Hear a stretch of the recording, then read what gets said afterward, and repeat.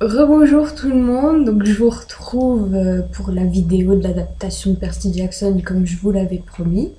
Donc comme vous pouvez le voir derrière moi, j'ai changé de place parce qu'en fait il est 5h22 et la nuit est en train de tomber. Du coup l'éclairage, même avec la lumière allumée où j'étais installée tout à l'heure, c'est une catastrophe.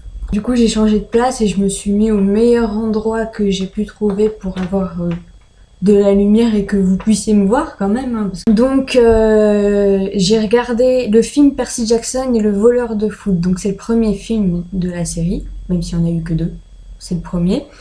Il est sorti le 10 février 2010 et il a été réalisé par Chris Columbus. Alors Chris Columbus c'est celui qui a réalisé les deux premiers Harry Potter, il me semble. Donc je trouve que dans le choix du réalisateur, c'est quand même assez bien parce qu'il a quand même bien adapté les deux premiers Harry Potter, il faut le dire. Alors, je vais vous dire les acteurs qui jouent les personnages. Donc, pour Percy, on a Logan Lerman. Pour Annabeth, c'est Alexandra Daddario. Pour Grover, c'est Brandon T. Jackson. Alors, le T, je sais pas, je crois que c'est Théodore ou quelque chose comme ça. Et l'acteur qui joue Luke, c'est Jack Abel. Le film, c'est l'histoire du fils de Poséidon, donc Percy. En fait, il a 17 ans et il découvre qu'il est le fils de Poséidon et il a été accusé d'avoir volé l'éclair de Zeus. Donc son oncle, en fait. Et donc, il part en quête pour retrouver l'éclair et pouvoir libérer sa mère, etc. Ça, je viendrai plus en détail tout à l'heure. Donc au début du film, on peut voir Poséidon à New York qui sort de l'eau en fait sous sa forme divine, donc c'est-à-dire qu'il est en mode 3 mètres de haut, voire 10 mètres de haut, et mortel. À préciser que dans le livre, normalement, ils évitent le plus possible de se faire voir par les mortels. Le seul instant où, à la rigueur, ils vont se mêler aux mortels, c'est soit pour parler aux demi-dieux, quand c'est nécessaire, ou alors pour flirter avec les mortels. Sinon, ils apparaissent jamais devant eux sur leur forme divine. Alors déjà, ça, quand on a lu le livre, on le remarque tout de suite. Alors après, il y a Zeus et Poséidon qui se mettent à discuter et donc Zeus dit à Poséidon que son éclair a été volé. D'après le dialogue qu'ils ont, ça vient juste de se passer en fait, alors que dans le livre, l'éclair a été volé au solstice d'hiver, si je me trompe pas. Et donc Poséidon était déjà au courant depuis un bon bout de temps que l'éclair de Zeus avait été volé. Ils avaient même envoyé les dieux, etc. à la poursuite du voleur pour le retrouver. Ça, j'en parlerai plus tard. Donc Zeus accuse le fils de Poséidon, donc Percy, d'avoir volé l'éclair. Alors que normalement, Zeus n'est pas censé être au courant que Poséidon a un fils avant le quart du livre. Avant qu'il se fasse revendiquer, en fait, il sait pas que Poséidon a un fils. Et alors Poséidon, lui, défend tout de suite son fils en disant ouais, si tu le touches, je te tue et tout. Alors que dans le bouquin, ils s'en foutent complètement. Enfin, dans le bouquin, les dieux, leurs enfants mortels, pour être crus, ils en ont strictement rien à foutre. C'est vrai, eux, ils vont juste copuler sur Terre et puis après, vous vous démerdez, c'est tout. C'est comme ça dans le livre. Donc après, bon, il y a quand même, il montre quand même assez la force de Zeus quand il se met à éclater la porte pour rentrer sur l'Olympe et tout. Ça, c'est assez bien quand même, parce que ça montre vraiment la puissance de Zeus, même s'il a pas son éclair avec lui, il est quand même puissant, hein. C'est quand même un des 12 dieux de l'Olympe, c'est un des 3 grands dieux. Donc vous voyez déjà à qui vous avez affaire. Donc ça, c'était plutôt bien. Après, alors l'histoire vient se recentrer sur Percy. Donc on découvre qu'il est dans un lycée. Oui, parce qu'il a 17 ans dans le film, alors que normalement dans le bouquin, dans le premier tome, il a 12 ans. Hein. Mais bon, il est dans un lycée qui s'appelle Yancy, donc c'est un lycée pour jeunes en difficulté en fait. Et il est avec Grover, donc son meilleur ami. D'ailleurs, au niveau de l'acteur de Grover, moi j'ai été assez surprise parce que Grover, dans le bouquin, il est vraiment décrit comme étant assez. Il est assez timide et tout, il est assez réservé et il a la fibre de tout pratiquement. Enfin, j'exagère en disant qu'il a la fibre de tout, mais il est quand même vachement peureux, Grover, et il est pas du genre à s'affirmer et tout. Moi, je le voyais bien, en fait, le petit bouboule avec sa petite barbichette là au coin du menton, parce que, enfin, dans le bouquin, il est décrit comme ça. Moi, je voyais bien le petit bouboule avec la barbichette. Alors, quand j'ai vu le noir un petit peu baraque qui joue. Qui joue Grover, j'ai été assez étonnée quand même de voir ça. Mais bon, après, c'est pas moi qui choisis les acteurs. Après, d'un côté, le personnage de Grover, ils l'ont changé quand même pas mal dans le film, mais ils en ont fait un personnage super drôle et tout. C'est vrai que le personnage de Grover dans le film, il est génial parce que c'est lui qui met toute l'ambiance en fait. C'est lui qui fait rigoler tout le monde et tout, alors que dans le bouquin, normalement, c'est plus Percy qui se met à sortir des conneries, des blagues et tout, et qui fait rire tout le monde.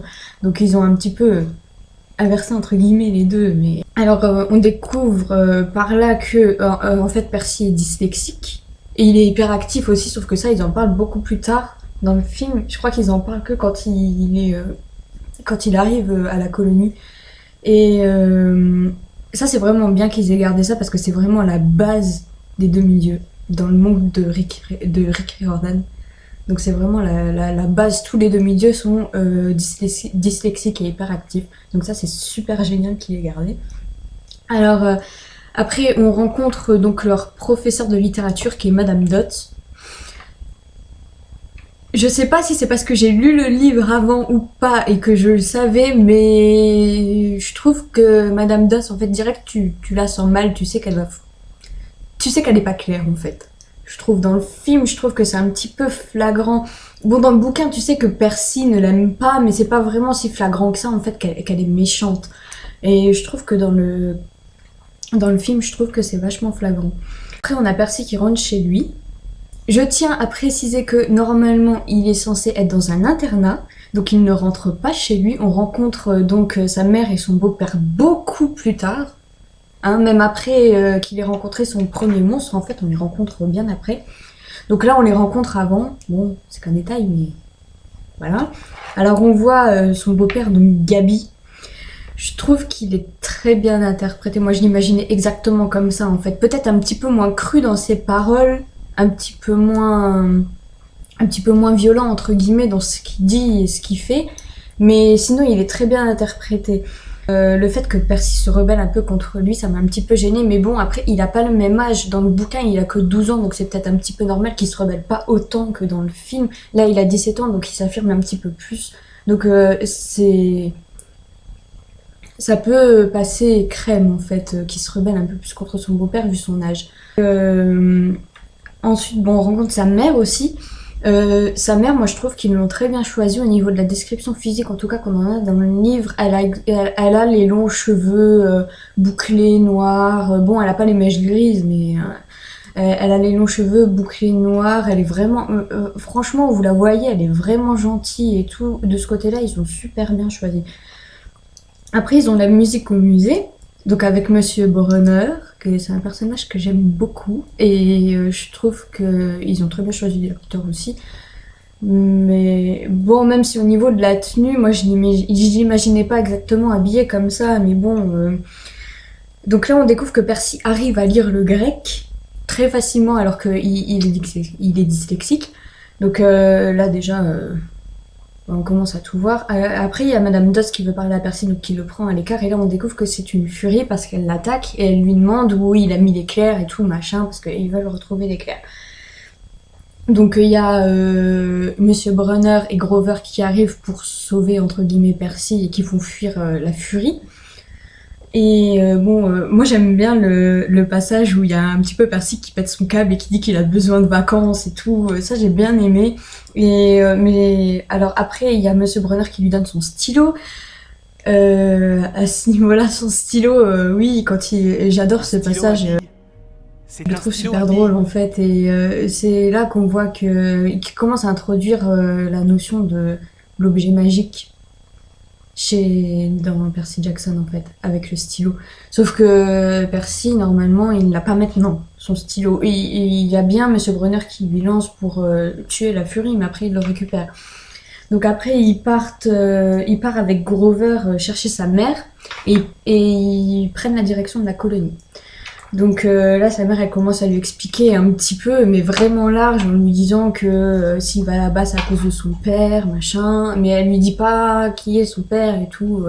Elle a pas le temps de lui dire. En fait, ils se sont attaqués par le Minotaure. Donc il y a la voiture qui vole et tout, machin. Il y a une petite baston. Il y a le Minotaure qui emporte en fait la mère de Percy, mais tout le monde croit qu'elle est morte, alors qu'elle est pas morte. Oui, je vous ai spoilé. Mais de toute façon, si vous regardez cette vidéo, vous allez être spoilé forcément. Donc, c'est là aussi qu'on découvre que Grover est un satyre. Parce qu'on le savait pas avant, c'est là qu'on le découvre que c'est un satyre et que c'est le protecteur de Percy en fait. Et la scène est un petit peu semblable au livre au niveau de la bataille entre le Minotaure et Percy. Sauf que normalement, donc, il a pas son épée bien sûr. Et Grover est censé être dans les vapes. Et il y a aussi le fait que la mère de Percy ne puisse pas entrer dans le camp. Ça, c'est totalement faux. Elle peut rentrer dans le camp si elle arrive et si elle est invitée avec une phrase spéciale. Ça, c'est dit dans le tome 2. Bon, après, c'est vrai que c'est qu'un détail, mais ça, c'est dit dans le tome 2. Elle peut être invitée à entrer dans le camp. D'ailleurs, on apprend dans le tome 5 que la mère de Luke est rentrée dans le camp. Donc, elle pouvait y rentrer. Grover, il le savait, ça, forcément. Il aurait pu dire à Percy, oui, mais il faut que tu te dises ça pour la laisser rentrer. Bon, ça, c'est un petit détail qui m'a un petit peu énervé aussi. Donc, il réussit à tuer le Minotaure et puis il tombe dans les vapes. Il se réveille à l'infirmerie avec Grover à ses côtés. Et du coup, Grover lui fait visiter les camps, il lui explique tout, comme quoi il a un demi-dieu, qu'il est dyslexique, hyperactif, parce que c'est mieux pour lui sur le champ de bataille, que c'est parce que son cerveau est programmé pour lire le grec ancien, etc. Ça allait encore. Sauf que normalement, en fait, c'est Chiron qui lui fait visiter le camp, et il voit Annabeth avant, et là, il voit Annabeth que après. Donc Annabeth, c'est la fille d'Athéna. C'est la grande amie de Percy par la suite, parce qu'au début, ils s'aiment pas tellement tous les deux. Et alors, j'ai moyennement aimé le détail qu'elle ne soit pas blonde. Parce qu'en fait, moi j'ai lu les 5 tomes et j'ai été habituée à m'imaginer une Annabeth blonde et là, elle a les cheveux noirs, quoi. C'est vrai que ça m'a fait super bizarre au début, mais bon, après, Alexandra Daddario, c'est vraiment une bonne actrice. Je trouve qu'elle a vraiment quand même bien réussi à cerner le personnage. Elle arrive à retranscrire le fort caractère d'Annabeth et ça, c'est vraiment, vraiment génial. Donc après, ils vont voir Monsieur Brunner, qui en fait est Chiron. C'est comme ça qu'ils découvrent qu'il est Chiron et que c'est un centaure en fait, alors que, enfin, ah oui, il n'y a pas Monsieur D. Alors Monsieur D, c'est Dionysos en fait, et c'est le directeur de la colonie des Sans-Mêlés. Et il n'y a pas Monsieur D. Ça, j'étais vraiment déçue parce que Monsieur D, c'est vraiment un personnage. Il est agaçant. Vous avez envie de le tuer tout le temps, mais il est génial. Moi, je l'adore. Je trouve qu'il est vraiment indispensable. Rien que dans les tomes suivants, dans le 3e tome par exemple, il est vraiment indispensable. Et je trouve ça vraiment dommage qu'ils aient pas mis Monsieur D, quoi. C'est vraiment un truc qui m'a gênée. Donc après, Percy arrive à son bungalow. C'est là qu'il réalise qu'il est le fils de Poséidon et qu'il a été accusé d'avoir volé l'éclair. Et là, il y a Chiron qui veut emmener Percy sur l'Olympe pour convaincre Zeus. Alors que dans le bouquin, il veut pas du tout faire ça, justement. C'est Percy qui veut aller voir Zeus pour le convaincre qu'il a pas volé l'éclair. Et Chiron lui dit non, faut absolument pas que tu fasses ça, c'est une mission suicide. Alors que dans le film, il lui dit je vais t'emmener sur l'Olympe. Non, non, ça c'est non, ça y est pas, c'est pas possible. Ils ont carrément changé l'optique de Chiron en fait, c'est affreux. Donc ça m'a fait un petit peu rire en fait. Et j'avais surtout envie de pleurer quand j'ai vu ça, mais bon. Alors après il y a la partie de capture l'étendard, c'est là qu'on rencontre Luke. Donc Percy se retrouve dans l'équipe de Luke. Comme si Luke l'avait choisi en fait de se retrouver et de le prendre dans son équipe, alors qu'en fait normalement non. Percy ne sait pas encore qu'il est un fils de Poséidon, donc il est assigné au bungalow d'Hermès. Et il vit avec les Hermès, donc c'est pour ça qu'il se retrouve dans l'équipe d'Hermès au capture l'étendard. Après, il se retrouve contre l'équipe d'Annabeth, alors que normalement Annabeth, elle est dans leur équipe. C'est affreux. Et en plus, il y a même pas Clarisse. Alors ça, j'ai trouvé que c'était vraiment nul. Parce qu'ils la mettent qu'au deuxième film, Clarisse, alors que dans le premier tome, enfin je sais pas, Clarisse, c'est un personnage que j'adore aussi et je la trouve vraiment badass. Et puis c'est grâce à Clarisse, entre guillemets, que Percy arrive à faire sa réputation au camp. Parce qu'il arrive à lui faire clouer le bec littéralement, oui. Et je trouve que c'est vraiment, vraiment dommage. Donc après le capture l'étendard en lui-même, la partie est quand même bien faite, ça respecte assez le livre au niveau du fonctionnement du jeu, en tout cas qu'il faut récupérer l'étendard du camp adverse. Par contre, normalement ils ont pas le droit de mutiler ni de tuer, et ils ont droit aux objets magiques je crois, mais en limité, enfin pas que ça fasse trop de dégâts. Alors que là, il y a Luc qui dit ne te fais pas tuer.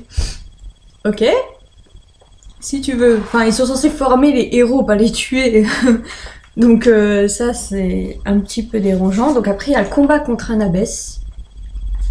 Alors qu'ils se combattent jamais dans les livres. Je crois qu'ils se combattent même pas. Ils s'engueulent, mais ils se battent jamais tous les deux. Ils se sont jamais battus. Et là, il y a combat avec Annabeth. Mais je pense qu'ils l'ont plus placé de cette façon pour montrer que c'était vraiment une ancienne de la colonie et qu'elle avait de l'expérience.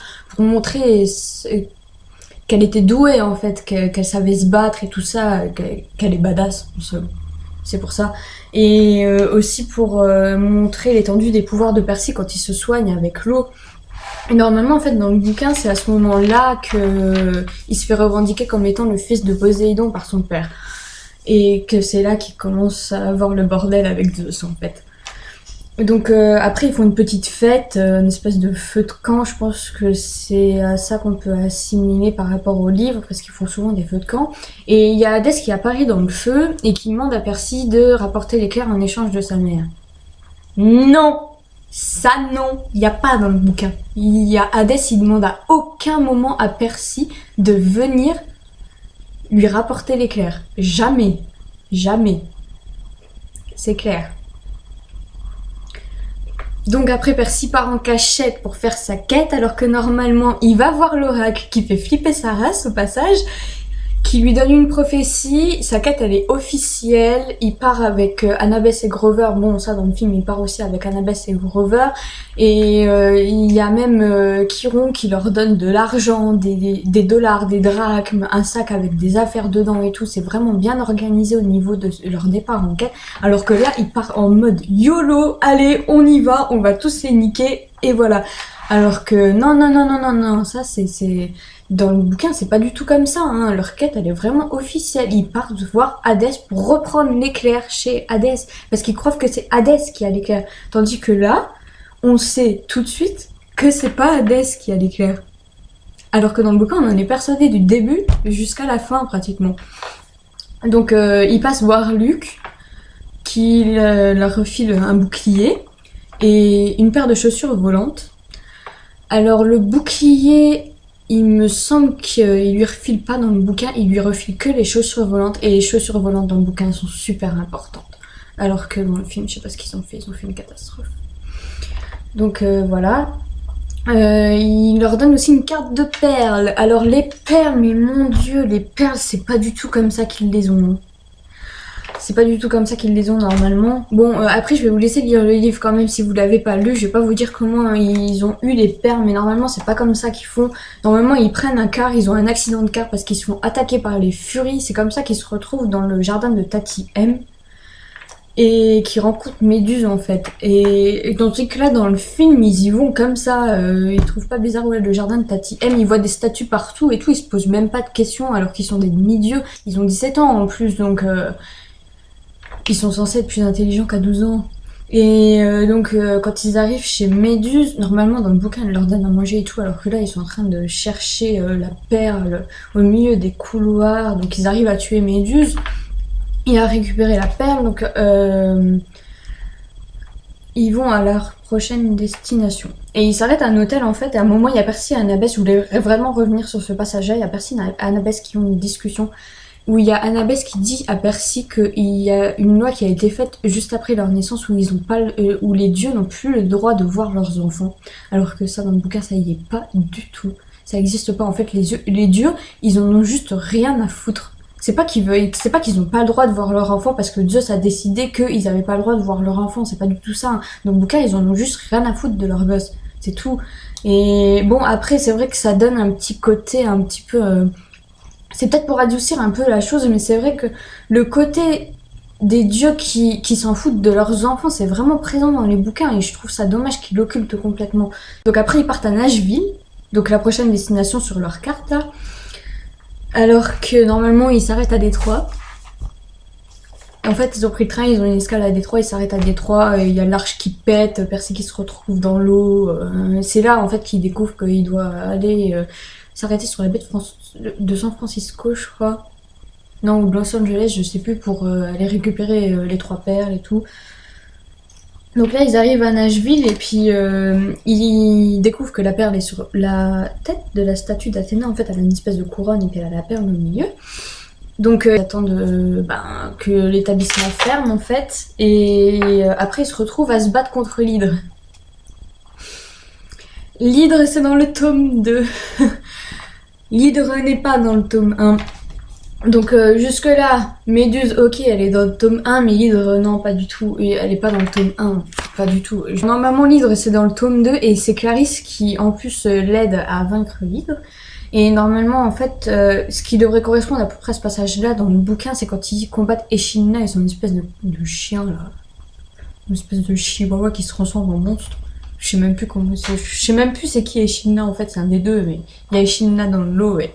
c'est vraiment, je trouve que dans le bouquin c'est vraiment plus badass que dans le film, même si le combat avec l'hydre il est quand même vachement bien fait, hein. Avec la tête du milieu qui crache du feu et tout ça. Bon après, Annabeth qui utilise un ordi pour contacter Luke, non, les messageries vous connaissez pas? C'est les messageries normalement et les demi-dieux doivent pas utiliser justement la technologie parce que ça attire les monstres en fait. C'est très bien expliqué dans le livre. Donc après, ils se retrouvent à repartir sur la route et ils vont à l'hôtel Casino Lotus à Las Vegas. J'ai failli dire Los Angeles. Donc en fait, après ils se retrouvent à manger une fleur et en fait la fleur, il y a un espèce de truc dedans qui les oblige à rester là. En fait, ils veulent plus repartir, alors que dans le bouquin c'est juste l'endroit. Ils ont pas besoin de manger de fleurs en fait. Et je voulais vous montrer un passage que je vais vous montrer tout de suite. Et pourquoi on est là? Ça, c'est non. Annabeth comme ça, c'est juste pas possible. Mais vraiment pas possible. Je peux pas imaginer Annabeth réagir comme ça. C'est censé être la personne la plus sérieuse du monde. Et qu'elle dise un truc comme ça, non, c'est pas possible. Enfin, moi, ça m'a choqué en fait quand j'ai vu le film. C'est pas passé du tout. Donc après, il y a Percy qui entend son père qui lui parle en fait et puis qui lui dit de pas manger la fleur, que ça engourdit ses sens, etc. C'est lui qui commence à être le premier à retrouver sa lucidité. Et du coup, il va prévenir les autres et tout ça. Et il y a le personnel du Casino Lotus en fait qui va les poursuivre pour les empêcher de récupérer la perle et de s'échapper. Alors que dans le bouquin, ils s'en foutent complètement. Ils sortent super facile du Casino Lotus sans problème. Donc après, ils partent pour Hollywood. Donc là, où est l'entrée des enfers. Donc normalement c'est bien Los Angeles, mais c'est dans une tour de studio, il me semble, l'entrée, alors que là c'est dans les collines d'Hollywood. En plus, Charon, normalement il est censé porter des costumes italiens super classe et tout, il est vraiment bien porté sur lui. Et puis même l'entrée des enfers, elle est pas du tout comme ça. Normalement c'est un petit peu comme un espèce de hall d'hôtel en fait que c'est décrit. C'est vraiment large, il y a plein de spectres et tout, enfin de morts en fait, de fantômes de morts, d'âmes des morts qui attendent pour pouvoir passer parce qu'ils ont pas l'argent en fait. Pour pouvoir payer. Donc Charon, le passeur, et bon, ça j'ai pas trop apprécié. Après, il y a quand même le système où ils donnent les drachmes pour payer Charon, et ça c'est vraiment bien. Après, ils se retrouvent sur le Styx. Normalement. Sauf que là, je sais pas sur quoi ils sont, mais moi j'appelle pas ça le Styx. Pour moi, le Styx c'est un fleuve. Ok, tu vois des trucs flotter là, machin, dans l'eau. Mais il doit y avoir de l'eau, c'est un fleuve. Et là, il n'y a pas d'eau. Et puis même les enfers, c'est une catastrophe. Ils arrivent aux enfers, ils arrivent au palais d'Hadès, mais comme crème, quoi. Ils arrivent tranquille, on était invités. Alors que dans le bouquin, ils galèrent à arriver jusqu'au palais d'Hadès. Hein. Ils doivent d'abord gérer le... Ah, comment il s'appelle, Cerbère, le chien des enfers.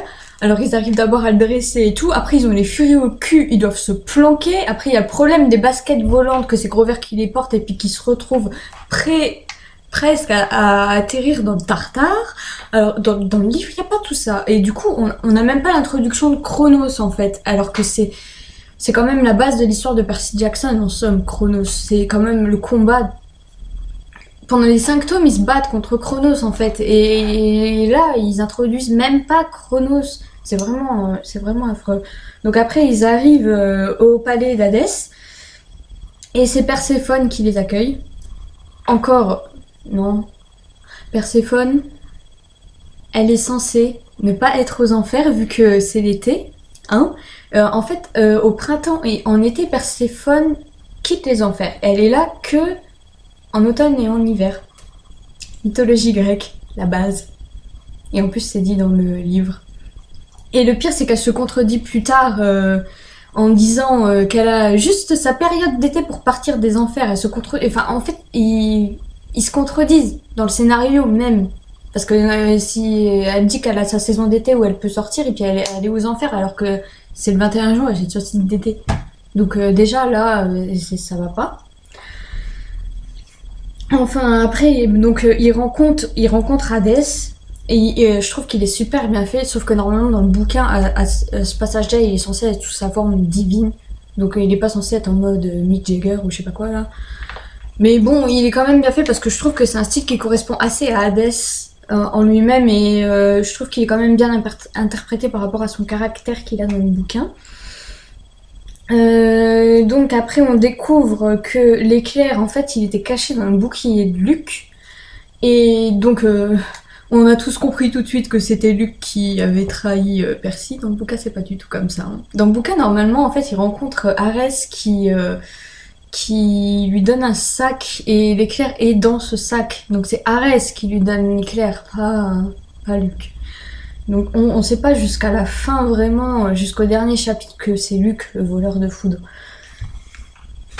Donc après il y a Perséphone qui vole l'éclair à Hadès, qui le foudroie et puis qui leur permettent de s'enfuir. Sauf que bien sûr ils ont que 3 perles et ils sont 4 parce qu'il y a aussi la mère de Percy. Et donc c'est Grover qui reste aux enfers, alors que normalement c'est Sally qui est censée rester, donc la mère de Percy. Donc ils se retrouvent au sommet de l'Empire State Building alors que normalement non, ils sont censés se retrouver vraiment au niveau juste au-dessus des enfers en fait. Ils sont. Et c'est là qu'il y a mon passage préféré du livre, c'est le combat de Percy avec Hadès et j'ai vraiment trouvé ça dommage qu'il ne l'ait pas mis parce que j'adore ce passage, il est vraiment super génial, ça montre vraiment que les dieux ils se croient au-dessus de tout le monde, qu'ils se croient super puissants alors qu'en fait ils peuvent se faire matraquer par un gamin de 12 ans quoi. Et moi je trouve ça génial parce que je trouve que ça donne une vraie leçon aussi parce que vous avez beau vous croire au-dessus de tout le monde et tout ça, vous pouvez très bien vous faire battre par quelqu'un qui est très inférieur à vous. Moi j'adore l'image que ça donne en fait. Voilà. Ça montre que personne n'est invincible et que tout le monde peut faire des erreurs.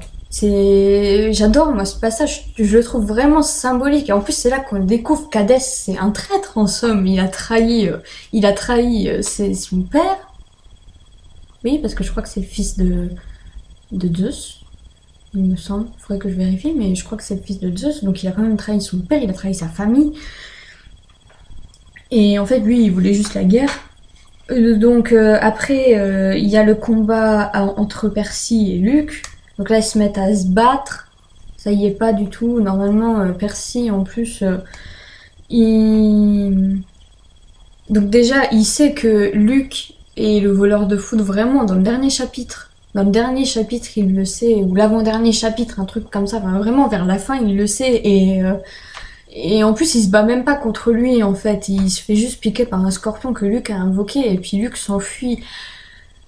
Et là, ils font une supra méga bataille où chacun essaie d'avoir l'éclair. Bon, après, Percy réussit à l'avoir parce qu'il utilise son pouvoir de fils de Poséidon.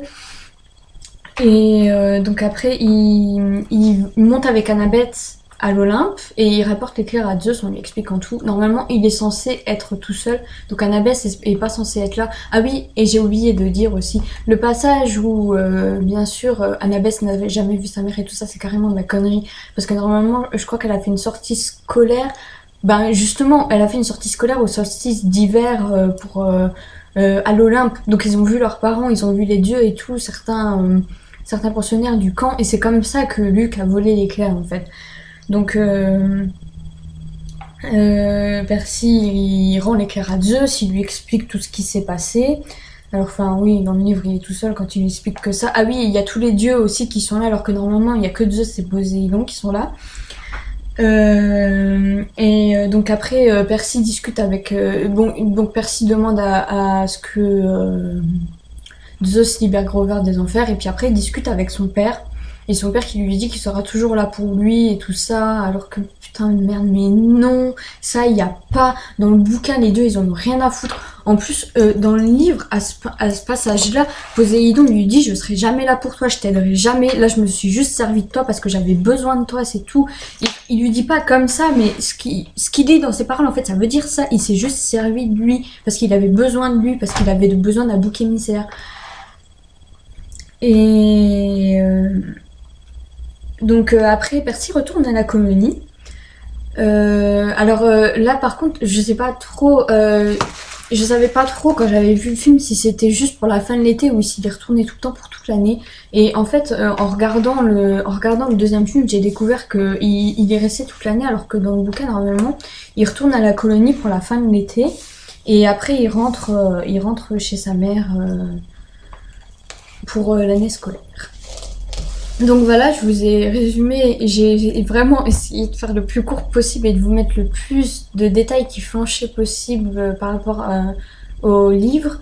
Donc après, moi, ce que j'en pense personnellement, je pense que si on n'a pas lu le livre, on peut très bien apprécier ce film, parce que en fait, quand on a lu le livre, on est vraiment offusqué par tous ces détails qui sont vraiment changeants, il manque des choses, il manque des scènes vraiment importantes du livre, c'est vraiment agaçant. Alors moi quand je regarde ce film, ça m'énerve, vraiment je vous le dis, ça m'énerve parce il manque vraiment des passages super importants, et je trouve que, je sais pas, j'aime bien Grover comment il est dans le film, mais je le préfère comment il est dans le bouquin, je trouve que ça correspond beaucoup mieux. Et oui, il manque des choses, et j'ai oublié de dire aussi, mais il manque l'histoire de Thalia, qui est quand même très importante parce que c'est quand même son âme et son arbre qui protège la colonie. Alors que ça soit pas dans le bouquin, que ça soit pas dans le film, pardon, j'ai vraiment pas du tout apprécié ça en fait. Donc voilà, vous avez mon avis sur ce film et cette adaptation. Donc la prochaine vidéo, je sais pas encore ce que je vais vous faire, j'ai réfléchi. Je pense que si j'ai fini le Divergente raconté par Kat d'ici là, je vous le ferai là-dessus. Sinon, je pense que je vous ferai sur Weeds, parce que j'ai vraiment envie de vous raconter cette série, elle est géniale, donc je vais voir. Après, je vais peut-être vous les faire les deux à la suite aussi, tout dépendra. Donc sinon, je vous souhaite une bonne soirée, parce que pour moi, il est maintenant près de 6 heures. Là, ça fait déjà une demi-heure. Donc je vous souhaite une bonne soirée et à bientôt.